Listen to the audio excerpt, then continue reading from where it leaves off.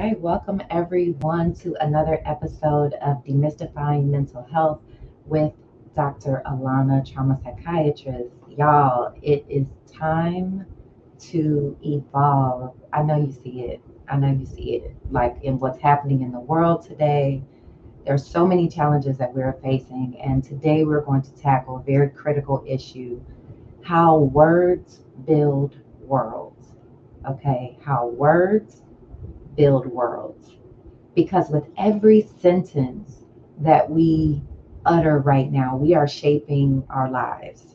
And this topic is so near and dear to my heart because the words that we use every day are having a profound impact on our mental health and our behaviors, and ultimately the world that we all have to live in, the world that we create around us. So I am so excited about my guest today. I'm going to be joined in just a bit by Dr. Maisha Claiborne, a renowned physician, thought leader, author, and neurolinguistic programming trainer. NLP, neurolinguistic program, that is really an important field that addresses how our brain takes in information. And so I'm so excited that Dr. Maisha is going to share her passion about equity and inclusiveness.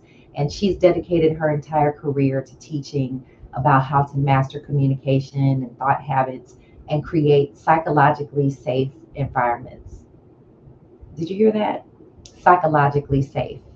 See, when we think about, we're talking a lot these days about violence and what violence is and what it is not.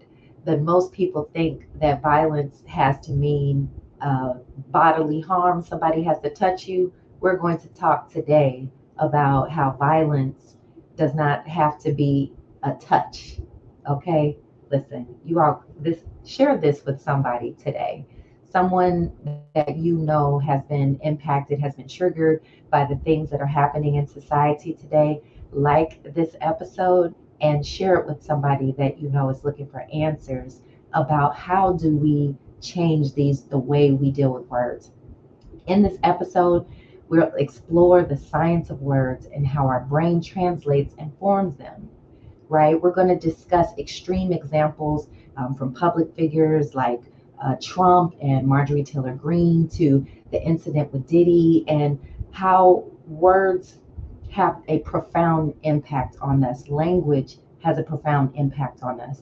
These examples will help us understand how words shape our mental health and influence our actions positively and negatively, right? We have to understand that these are words are a sword that can cut both ways, okay?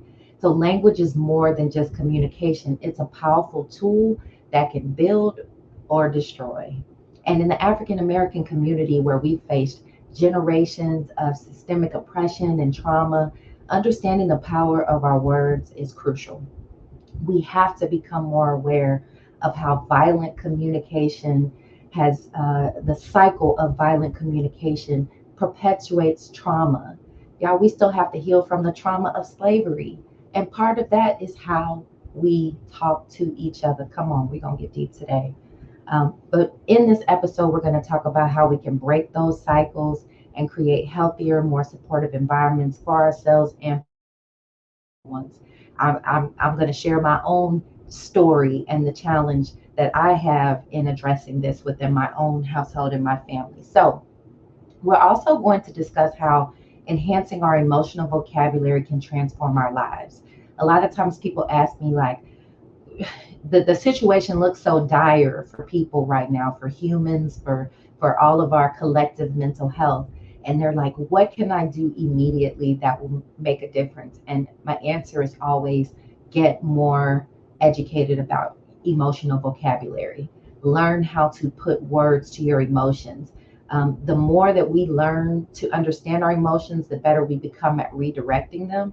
And practicing these new communication habits, we actually reprogram ourselves. Yes, you can change. It doesn't matter who you are, where you are, what you've learned, what you've been exposed to. You can grow, you can change, you can transform.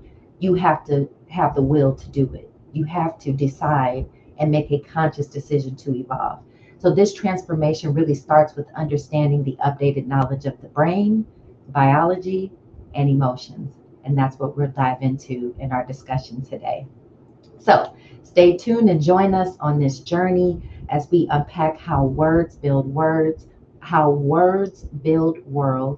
and let's learn together how to improve our mental health and build a thriving Black community. If that's important to you, make sure that you remember, if you find value in this discussion, consider joining my Trauma Recovery Academy membership program, and consider attending our upcoming Trauma Cure Creators Using Radical Empathy in October. Thank you for being here, and we're going to get started in this episode. I see you. Thank you so much. Happy mental health wellness month to you as well. This is so important that we are here to really dig into this is our opportunity, let me say, to dig into how can we change, how can we heal, what are the tools that are needed in order for us to prepare ourselves for this next level. Is anybody feeling like when you look at the news, when you look at what's happening in the world, you're just like, oh my gosh, the problems are so big, right? Just in the chat, if you're here with us, drop some of the things that, and even those who are seeing this on replay, type in the chat some of the challenges that the world is facing today. Just off the top of my head, I personally have recently been impacted by climate change. Okay, I live in the Houston area. You may know we've had some really significant storms that swooped through so not unexpectedly, because we knew the forecast, the storms were coming, but this was different. And the area that I live in actually experienced a EF1 tornado. And so I'm just coming out of 4 days of feeling like I was back in the 1800s, and being one with nature because I had no choice, I had no power. Okay. So we're dealing with this is the second time in the last few years that Texas has had my area, Texas, has had multiple days without power. But I know that we've dealt with drought. We're dealing with wildfires. We're dealing with extremes of our environment, and we have yet to acknowledge. People are still debating whether or not we are responsible for negatively impacting the environment with our behaviors. The obvious answer is yes, and we're all part of it. We're all part of it. So there are way more than climate disasters happening. There's famines, there's wars, there's Sudan and Congo and Gaza and Ukraine, and we could go on and on with the turmoil and the tumultuous circumstances that are happening. And so I think it's important for us to step back a little bit and think about how humanity got here. Okay, how we got here. And so in part, that brings me to this very important way that we are all designed, where we have these very powerful urges and surges and invisible biology that's happening in us. And if you are a follower, you probably have heard this before, but I'm laying the groundwork that all human beings are 99.9% genetically the same. So whoever you are, if you're looking at anybody, if you're in the room with them, if you're around them, or even if you're not, whoever you might think that the people in your household are your only genetic family. I have news for you. All human beings are cousins, okay? And we all have such similarity in our DNA, but it's the 0.1% of differences that make you and I all different, like like snowflakes, right? All of us are different, yet we are all the same. That's a concept that we have to hold in our minds, that even though we are different, our programming is very, very similar, whether we're male or female, or whether your skin is light all the way to the darkest hues. We are one human race with many ethnicities, with even more cultures and belief systems. But when we're talking about how we're programmed from a mental health standpoint, I'm lending you my trauma psychiatrist eyes. When we talk about how we're designed, We're animal, human, and spirit. We have biology that forms our psychology, and our psychology, what we think, what we feel, how we calculate our thought processes, that is what shapes our actions. And then we go out and we create. Every single human being on earth is a creator. Every moment that you are alive, you are creating, you are making choices, you are having thoughts, and all of those things come out of you and create in the world. So I'm so excited to have my guest, Dr. Maisha, here today because we're going to talk about, I say this slogan, it's time to evolve. We're going to talk about how do we evolve in how we interact with each other so that um, we can work towards a society that no longer has violence against each other. Not just talking about domestic violence like in work, in the relationships, but how do we have better communication in our workspaces? How do we have less violence or nonviolent communication in our households, in our schools, because we need it. It's gotten to the point where people, to say it simply, they don't know how to talk to each other, and it shows. Okay, so um, I'm getting ready to tell you all about this lovely, wonderful guest that I have today. Her name is Dr. Maisha Claremore.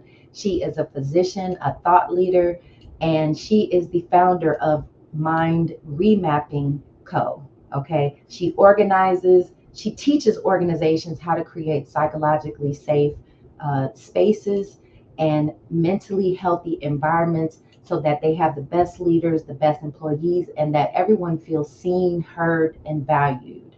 And she is a master of teaching about equity and inclusion in healthcare, education, and corporations because she's teaching them how to master their thought habits and how to control their communication in a way that changes the harm that's created when we just throw words around.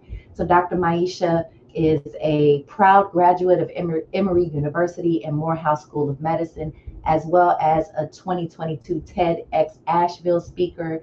And she is also the co author of Conscious Anti Racism. How do we consciously make sure that we are addressing racism? So, with no further ado, I bring to the virtual stage Dr. Maisha Claiborne. Hello, hello, Dr. Alana. Hello there. Thank you so much for for being here today, for taking this time out to just help us understand how we can change our world through our words. Well, thank you for having me. It's such a pleasure and an honor to be, sharing the stage with you. Well, again, I love it. Awesome. So I have a question for you. How do you define words? What is a word? well, so I'll kind of backtrack by saying when we think about communication, we do think about words. But word is really the encoding of the information that we take in to our nervous system. And so we are always dealing with information. People talk about the five senses, what we see, hear, feel, touch, taste, smell. We are taking in 11 million bits of information per second. Can you like imagine 11 million toothpicks falling out of the sky, right? Like pricklies, pricklies. Mhm. And so clearly our brain can't handle all that, so it does have to filter it down. And so it filters it down through all of these things: our memories, our past experiences, our upbringing, our values, our beliefs, our attitudes, and then we encode it. Now here's the thing: we think in pictures. We actually think in pictures. So then Mhm. when everything gets filtered in, it forms the picture, but then we encode it into words. It gets encoded into our bodies as emotion, and then we start to label it as self-talk. And so that's essentially what the words are. They are the product of filtered information that is coming into our nervous system that we then give meaning to and encode into this thing that we learned as babies called words. Yes. Oh my goodness. Thank you so much for that explanation. And that makes so much sense because when we think about how we absorb language, right? Wherever you are as a baby, the words that you hear around you, you don't know the word. You just Mhm. know there are sounds being made, and then our brain starts to understand that this sound mama, that person over there moves when I say that, or dada, or as you begin to grow, we are encoding concepts with into our brain, That's right. and then words are just a small portion of our communication. That's right. We have to understand that words are little power packets of sound. Okay, so Mhm. whatever language you speak, when you wonderful creator, Right. okay, when you say something, it's not coming out of nowhere. Your brain is constantly processing things, and the thought that you had, okay, I want to be clear that there's no such thing as saying words without any thought. There is some kind of thought, even if it's an unconscious level thought behind it, because your words reveal some, on some level, the thought process that you have. That's So right. sometimes I know, we tell people, you weren't thinking, you weren't, what were you thinking? I wasn't thinking. I tell, that's not humanly possible. there Right. there is a thought process, but those words fly out of you, and those invisible power packets go across space. They go into the other person's ears, and then their brain has to translate what you said. And I guarantee you, they did not get it all, and they didn't get it accurately. Correct. What do you think about that statement, Dr. Maisha? I love it. You're speaking my language. You're speaking my language. You know, one of the things that I often talk about is that, we have this picture in our brain of what we want to communicate, whether it's a picture or a movie, and then it filters through all of the things that it filters through, and then the words come out of our mouth. Yeah. And then they enter the ears of another, and they form, and it goes through all the filters, and it forms a picture. Now that picture that the other person is forming is probably not the same as the picture that you were intending. And so that is how miscommunications and misunderstandings happen. Yes. And I promise you, viewer, that you have done this today. You have misunderstood, you have misinterpreted. I think it's really important for us to understand the way that we're designed, uh, to understand our mental health, because when you're thinking about something, when you're experiencing something, you're not experiencing a full objective reality. You're only able to experience things from what your own body and brain and experiences can interpret and can calculate this. So you're going to use the language that your ancestors taught you, whoever that is that's colored and shaped what those words mean to you. When you see a certain behavior, that's having an attitude. When you see a certain behavior, that's crazy, quote unquote, based on how you may label that thing. So I want people to understand that all of us are using words to try to translate and understand what's going on around us. And right now, our wording is insufficient to Right. understand our emotions, because we've never been taught about it in school. They literally teach us about all kinds of things, science and math and history, and all of that is really important. However, emotions are something that we use every single day, Yeah. that we get zero formal education about. So many people are running around thinking that they don't have emotions, that other people create their emotions, the devil made me do it. Dr. Maisha, can you talk a little bit about how, um, what happens if we learn better language and communication for our emotions? Well, when we learn better language, when we learn better communication, and let's be clear, you said something earlier that I think is just, I want to underpin and underline it a million times. And it's right, underline that words are a very small part of our communication, right? They are 7% of our communication. That leaves an entire 93%. And I also want to underpin something else that you said, which are, and you said it a different way, but words are our thoughts expressed. And so when a person says you're not thinking, well, and it's an inaccuracy, but it's an Mhm. unfiltered communication. So Mhm. how when we begin to be able to name our emotions with words, when we begin to name them for ourselves, then we can be able to better communicate what's going on with the other person and put Mhm. space in between our internal reactions and our external responses, which can be huge for saving people's relationships or mitigating harm that can Mhm. occur from verbal or nonverbal communication. We must become aware of what we're communicating. And I think that's the first piece. Absolutely. Thank you for making that point because as we pivot to the next component, it really makes me think about just to throw out some of the other elements that are nonverbal, right, in our communication, tone, volume.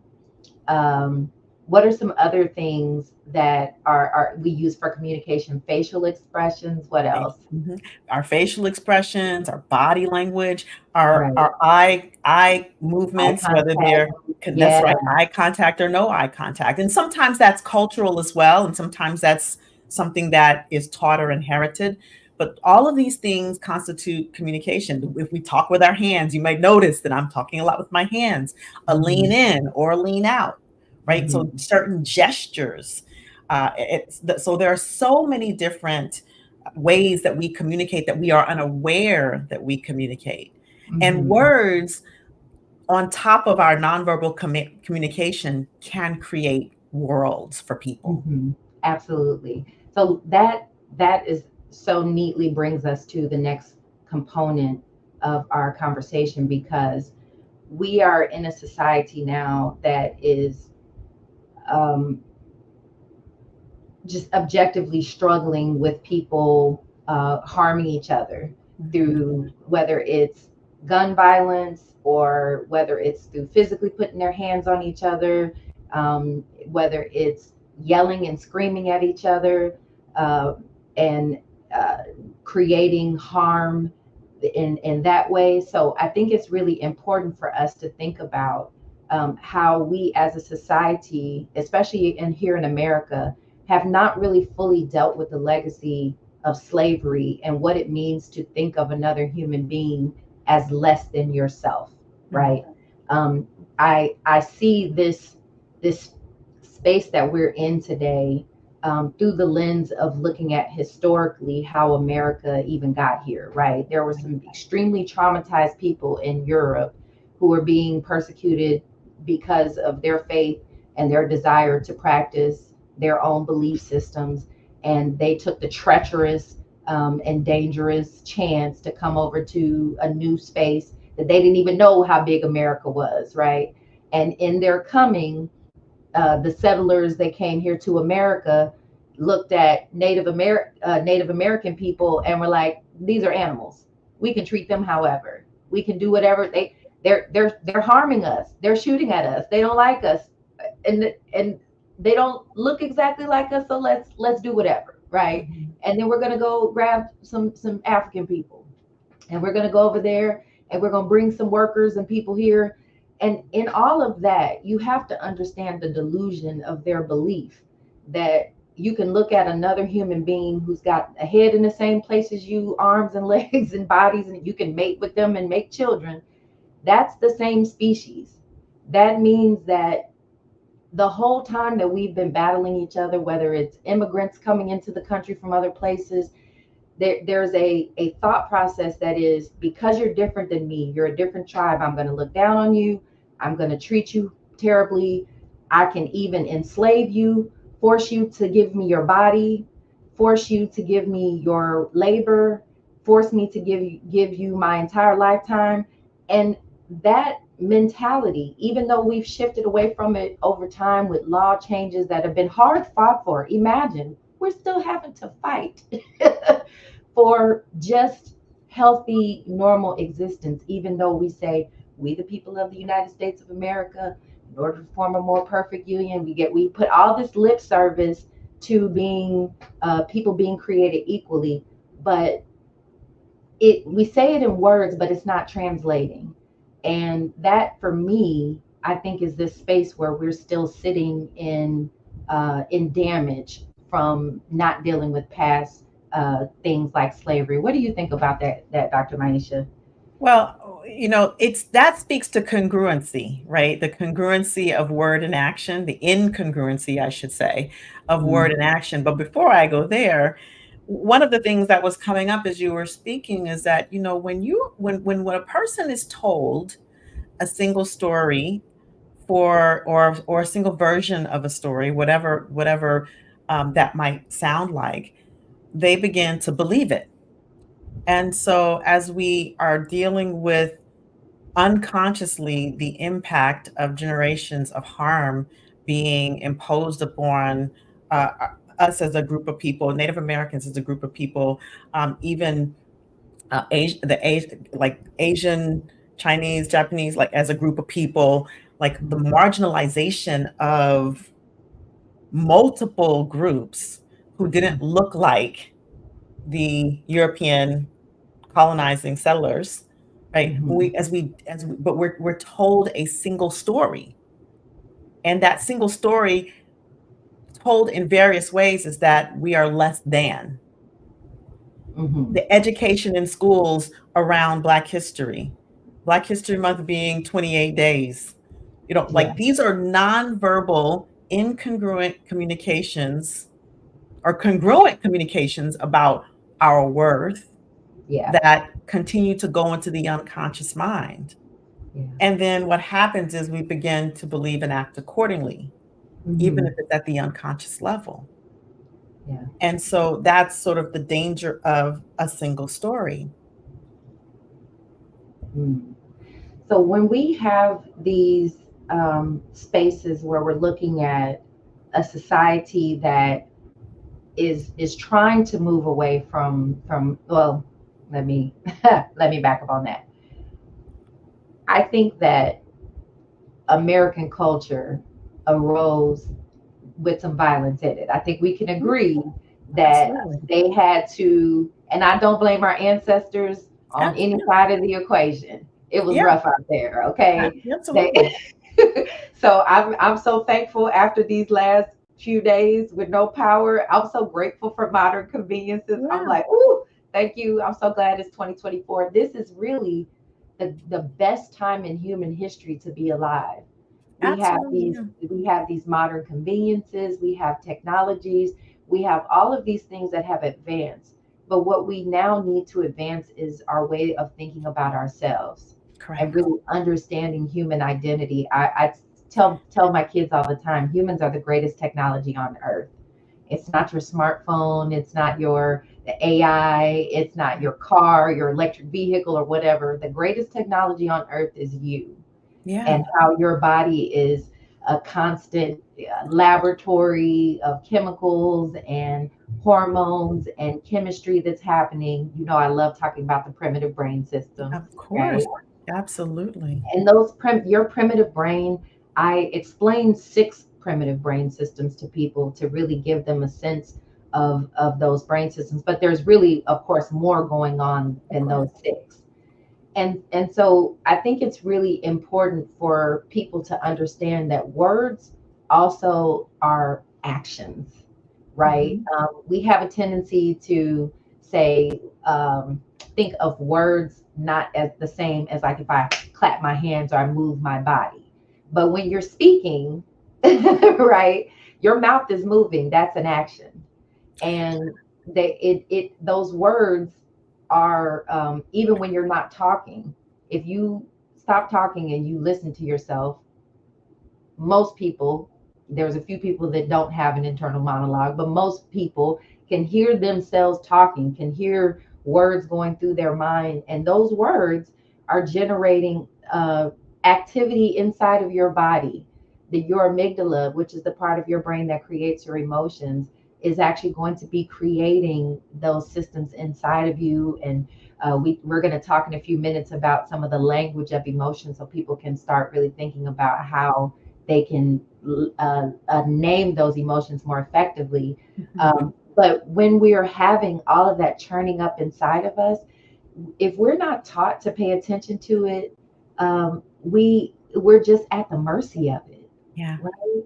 And so Yeah. it's so important for us, I think, to understand that, in this space where we're talking about our First Amendment rights, right? A lot of people are like, I can say whatever I want to say. I should be able to just say it. Nobody should be able to. Nobody should be upset with me. I shouldn't be canceled. I shouldn't be.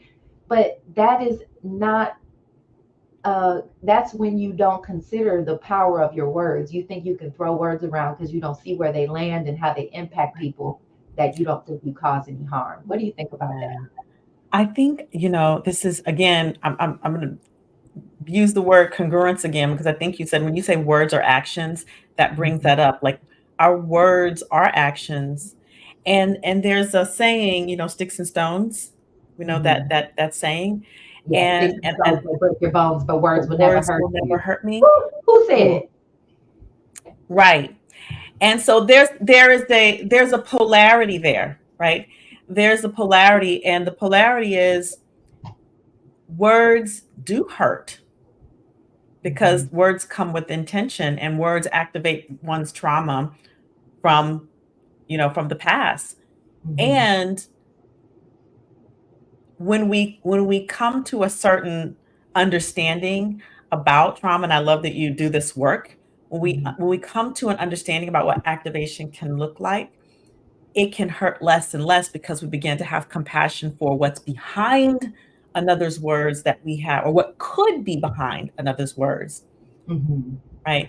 Mhm. And so one of the things that, again, came up to me as you were talking, especially about the historical harms that have been done, and how this is impacting us, is that as we begin to understand and need to grow from within ourselves, and gain a new understanding of who we are, we also need to understand the trauma and how the trauma has impacted us, so that we can begin to heal from the inside out, right? So Mhm. then this, and it's very challenging to do that in a system, in a Mhm. circumstance that is continually and perpetually harming, either directly or indirectly, each other, whether Mhm. it's internalized or whether it's from outside Yeah. sources, right?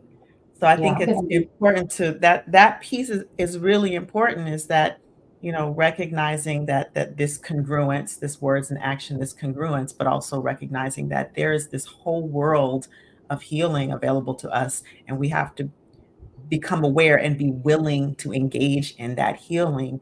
And not only that, but understand that as we have trauma, so do other people that we are Yeah. interacting with. And it leads to that compassion, that empathy. And that is what's missing. The empathy is what's Absolutely. missing on social media, in other medias, in between people in person. Empathy, Ah, the empathy. acknowledging of one human to another. Yeah. And again, it comes from, I think, that single story. Yeah. So to put an extra stamp on that, I say empathy is the answer to the problems that humans are having in this day. Empathy is the missing key. Empathy, as defined as taking the perspective of the other person, taking Yeah. on the experience of the other person, being able to step outside of your own brain's calculations and conclusions. And Mhm. even though you may feel very, very right, because we are so addicted to being right, we're going to talk about these brain systems, y'all, because it's kicking in all of us Mhm. because of how human beings are designed. We upload information, and like she said, we process things. Like when we think back on a situation, it's our brain recalling a memory and playing a narrative Yeah. that it has created. It's not the actual thing that happened, it is your tiny sliver of reality that is processing and thinking back from your tiny sliver of perspective and telling yourself that's what happened. Now, it's not to say that it's not your reality, but it doesn't make it the absolute objective truth. And we have a part of our brain called the somatosensory cortex, y'all. I call it the SSC. That's how we abbreviate it. But your somatosensory cortex is the part of your brain that registers pain. And it doesn't distinguish between physical pain and psychological pain. It just sets off a cascade in your body to address the pain. So when we're talking about uh, domestic violence and violence in general, there are people who believe that words can't be violent. That if I didn't touch you, Right. then you should not consider yourself to be harmed. What do you say about that when people say that? I think in many ways, psychological and emotional violence is the most harmful because it's invisible to another person's eye. Yes. When you go outside in the world and you see someone with a black eye or a bruised face, you will Mhm. say, "What happened?" But Right. what happens is when we see someone behaving what we might call acting out, we don't consider what could be going on in the home, what harm Mhm. they might have endured, what abuse they might have endured that we can't see. Yeah. And so I think that psychological, particularly psychological harm, and but also emotional, they do even more damage because they change the way our brain thinks, Yes. and thus they change our behavior and they keep us in a cycle. They keep us in a cycle. And Absolutely. so yeah, I wanted to I want to underline something you said about empathy because one of the things that and bring it back around, I think that one of the antidotes to empathy is connection. Mhm. I think we're so disconnected and we don't take the time to really connect. Mhm. There are people that I feel very close with, that I have wonderful relationships with, that I have never met in person, Mhm. you would be one of them, True. right? But there's a level of connection that has happened that has allowed me to get to know you. And when we began to connect and get to know each other, that's what allows us to see the humanity in ourselves that connects to another, which gives access to empathy. Yes.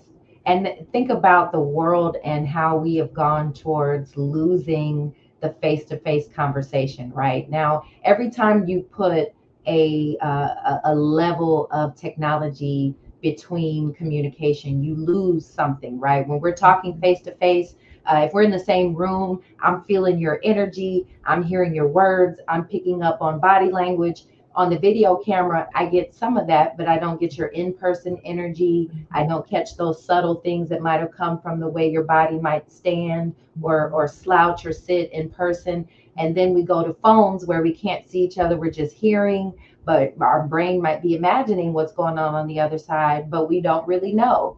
And then we go down to text messaging, which is you lose even more context. You lose that we talk about things being lost to translation. Well, this is the degrading of our words, where we're more connected than ever, but mhm. because we're communicating through sound bites, through microscopic throwing out of thoughts, most of Emojis. the time impulsively, without seeing how it lands on the other side, Mhm. we are increasingly misinterpreting each other in our everyday interactions. So, That's this it. is how words build worlds, because Precisely. you yourself are a world, you're a kingdom or a queendom or whatever you want to call it, right? Your internal way that we walk around, no one else can ever have your unique internal experience. You are one of one, right?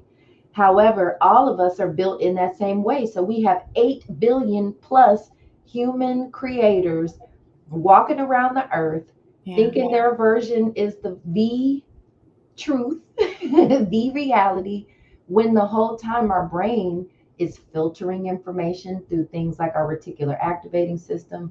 When we're interacting with each other, we're slapping each other with our words, an elbow or two to the brain that we Mhm. can't see, but it Yeah. is causing damage. So I want to read a Precisely. couple of statistics to you. Um, Due to systemic racism, which affects our social structures as well as our policies, both Black women and Black men experience domestic violence at higher rates than other communities. In fact, according to National Coalition Against Domestic Violence, 45.1% of Black women experience physical violence, sexual violence, or stalking from intimate partners, while 40.1% of Black men experience those abuses. On average, 1 in 3 women experience domestic violence, that's 33%, and 1 in 4 men experience domestic violence, that's 25%. What do you think about those statistics? Do you think they're accurate or do you think they're higher, lower? Oh What? no, I mean they probably are higher because there's unreported. I grew up in a home witnessing domestic violence. I'm a child survivor, and I know that my mother never reported. Like Hmm. I know that, so I know that the numbers are probably higher. Hmm. Who knows how much higher? And because psychological and emotional violence can be so insidious, Hmm. there are probably people who don't report because they don't even realize it That until, they're experiencing it. Yeah. right. They don't realize some people never realize it, but they may not realize it until they're out of the circumstance or situation. And so, True. yeah, I believe those numbers are probably much higher.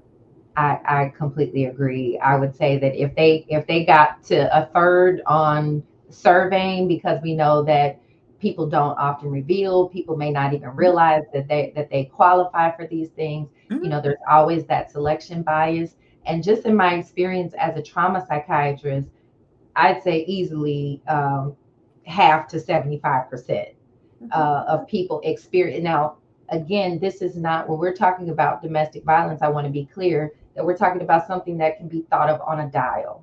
mhm, That you can be experiencing domestic violence without anybody physically putting their hands on you, mhm. because domestic violence is not just physical, although it does get there at times. And again, I want to go back to all domestic violence has a core commonality of uh, it doesn't matter if it's male or female, male with female, male and male, female and female, whatever you consider yourself, human and human in a relationship.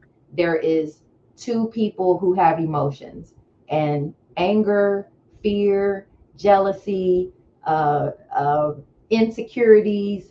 These things are things that many people, I don't care how they look on the outside, how cute they look, how adorable and gorgeous and amazing you think they are, how rich they are, how poor they are. People have emotions, they have insecurities, they have challenges, and they don't get any.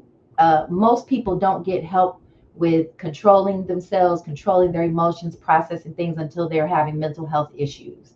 They may make it to therapy. They might be blessed enough to have insurance and be able to take some medications or something if they have a particular condition, but the average person never touches the mental health.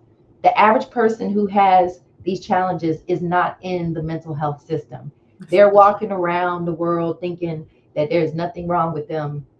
And I have news for them. If you are yelling at you and screaming at your family members, if you are making snarky, sarcastic remarks and they feel bullied, if you are beating your children because you don't know what else to do for their discipline. These are all things that, yes, you may have experienced these same things growing up because that's what your parents and your ancestors and family knew. I'm here to tell you there's a better way. There's a better way, right? And Yeah. because we have not learned it, because we're still coming from a culture that has, I mean, I heard some people be like, well, this, when folks beat each other up, I don't know if I want to judge because I got some times that I don't want to talk about where I was yelling and screaming and potentially Yeah. harming my family, my children, the people around me. Yeah. So how do we come to grips with the fact that so many of us are don't treat each other right? Let's keep it real. Like there's so many families and households that still talk to each other in harmful ways. Right. This tongue, this right here, Yeah. Yeah. knocking people over. What do Yeah. we do about that? Well, so there's a recovery saying, a recovery slogan called awareness, acceptance, action. Mm-hmm. right? Awareness, acceptance, action. So we can become aware. But I think where people get stuck, and sometimes people go from awareness to action, right? They're like, let me fix it.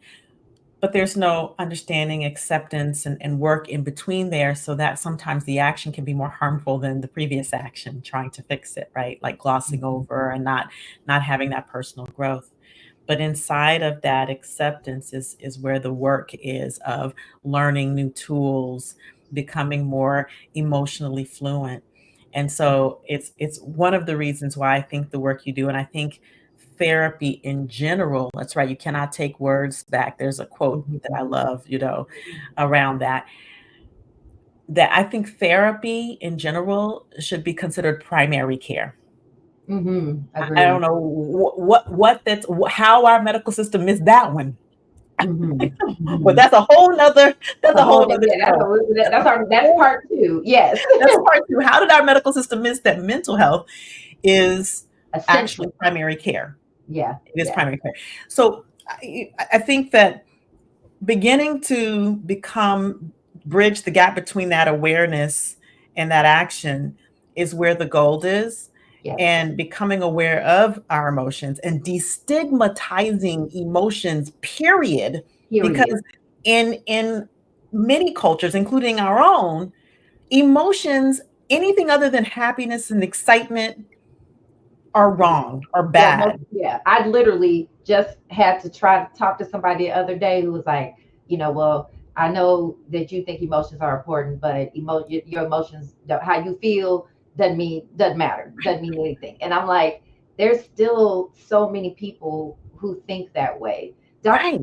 Doc, I don't want to forget to have you tell us about your program, so that people can know how to find you and how to connect with you, because you have such an amazing tool and learning program. I want to make sure we get a chance. So, can you tell us a little bit about your program? Sure, sure. I want to underline what you said though. Mm-hmm. Emotions are information, right? You Mm-hmm. said some, you had to talk some, and I think what it boils down to is when we destigmatize emotions as being bad or wrong, or what good or bad, right or wrong, invalid or valid, the binary, and we Mm-hmm. start to look at emotions as being information Mm-hmm. that gives us access to the rest. So I just Absolutely. wanted to make sure I got that part in.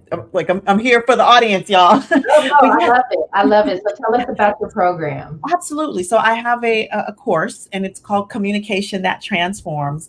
And it really is all about what we've been talking about, understanding how our words, how we process information in the brain, how our words create worlds, and what are the very specific, nuanced tools that you can learn how to listen, how to expand the filters that already are there so that you can listen more generously and listen more accurately, and Mm-hmm.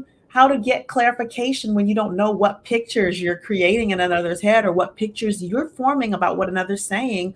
And then what are the words, what are the things to say, what are the powerful questions to ask, what are the responses that navigate resistance in communication with people.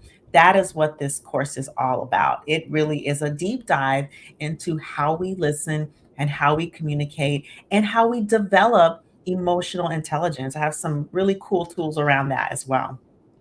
All right. So if you all are interested in that, we will be sharing the link, and the link will also will be in the chat. But it's mindremappingacademy.com /TICC. So you definitely will have the opportunity to work with Dr. Maisha if you are interested. And it is such a fascinating topic to me, because how this really boils down to me as I summarize what I've heard today and how I'm thinking about it. I think the role of our words cannot be underestimated. We can no longer throw words around as if they don't matter, even if you just, I was just saying something. Like, you can't just be saying something because those words, even if no one's around, they come out of your mouth, they impact you. That's right. They set off. If you say ugly things to yourself in the mirror, if you're thinking ugly things, those words are going to drive your mood. They're going to drive the state that you move around in the world, and we interpret information through our words. Mhm. We communicate with each other, and even though it's only 7% of our communication, it is such a crucial and important thing to get your words to build and not destroy. That's So right. one of the things that's so important to understand is that, we think about babies, and they become toddlers, and they're trying to communicate, and when they can't, what do? They When they can't find the words for it, they throw a tantrum.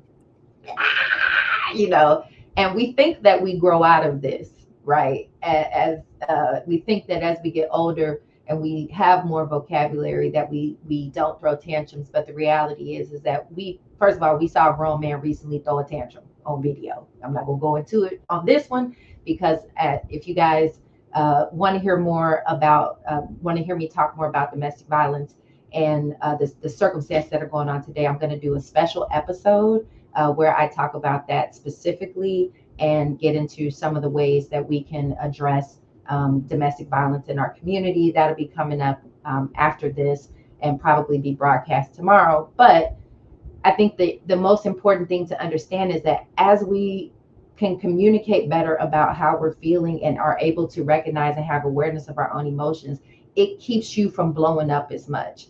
It keeps you from stewing in your own stuff, when you can say to the person, hey, I'm feeling upset about this. And this is why you stepped on my shoe. Instead of me punching or fighting you and we're going to jail, me being able to express to the person the behavior that I didn't like, and then them being able to respond back effectively. Oh, it makes sense. If somebody stepped on your shoe or hurt your foot, you'd be upset too. Being able to empathize.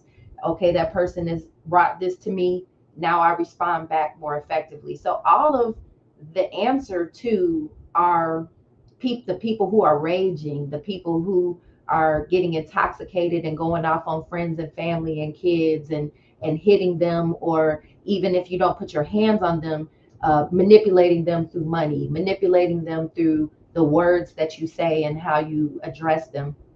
All of those things are really rooted in lack of emotional control, lack of self regulation on the part of the individual doing the harm. And so thank you so much for being here today, Dr. Maisha, to really lay the groundwork for us. Everybody give her a high five, a shout out. Please make sure, where can they find you on social media, Dr. Maisha? I'm on Instagram and LinkedIn, probably are my our most frequent channels, at Dr. Maisha on Instagram, and then backslash Dr. Maisha for LinkedIn. Awesome. And so if you are a mind, a brain geek like me, and you love to learn about these things, Dr. Maisha is a wonderful teacher. So please like, follow, and engage with her. And so thank you today, Dr. Maisha, for being here with us. I'm going to close out today. Thank So you very much. thank you so much.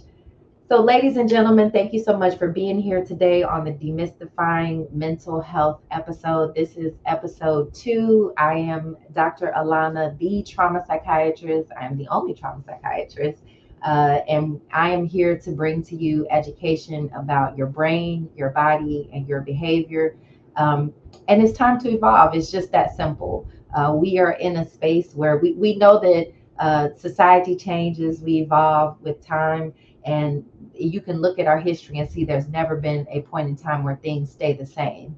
But we are in a space now where we are pressed to consciously and intentionally evolve the way we think about ourselves, the way we think about other people, and the way we operate in this world. So, in today's episode, we talked about how trauma impacts the brain, how these cycles, these generational cycles that we have been passed, some really, really stinky habits. Okay, this right here, whoo, this mouth. Yeah, MOUF, this mouth. These words, they're actions, and they're powerful. These words are power packets of sound, and it doesn't matter what language we're talking about, it works the same way.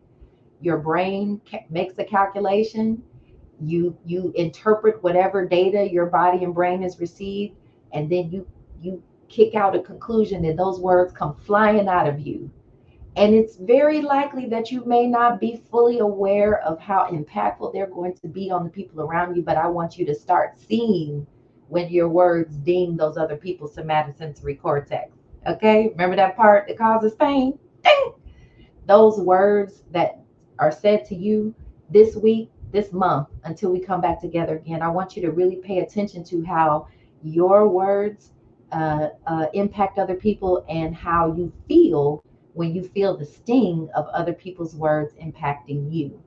And so just for this time, you focus in on how can I make sure that my words are productive, that they're healthy. When I catch myself being negative, when I catch myself telling myself a story and running this movie that's so damaging to me and what I tell myself about other people, the world, or me, I challenge myself to pay attention to how my words are building my world. All right.